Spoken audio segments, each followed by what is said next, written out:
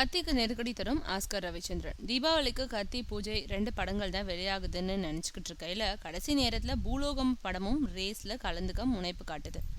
Oscar Ravichandran தயாரிச்சிருக்கும் பூலோகம் எப்போவோ வெளியாக இருக்க வேண்டிய படம்.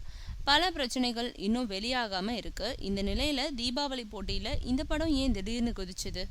ஆஸ்கர் ரவிச்சந்திரன் தான் ஐ படத்தையும் தயாரிச்சிருக்காரு. எந்திரன் ட்ரெய்லரை விட பல லட்சம் அதிகம் ஹிட்ஸை ஹை ட்ரெய்லருக்கு கிடைச்சிருக்கு. இதிலிருந்தே படத்தின் மீதான எதிர்பார்ப்பை தெரிஞ்சுக்கலாம். படத்தோட உரிமையை வாங்க விநியோகஸ்தர்களும் திரையரங்கு உரிமையாளர்களும் தவம் கிடக்குறாங்க. இந்த நிலையில பூலோகம் படத்தை வாங்குறவங்களுக்கே ஐ படம்னு ரவிச்சந்திரன் திடீர் செக் வச்சிருக்கிறத நம்பத்தகுந்த வட்டாரங்கள் தெரிவிச்சிருக்காங்க. இந்த புது திருப்பம் காரணமா கத்தி வெளியாகும் திரையரங்குகளோட எண்ணிக்கை கணிசமா குறையும்னு சொல்றாங்க. பூலோகம் வெளியானா கத்தியோட திரையரங்குகளோட எண்ணிக்கை குறையும்ன்றது நிச்சயம்.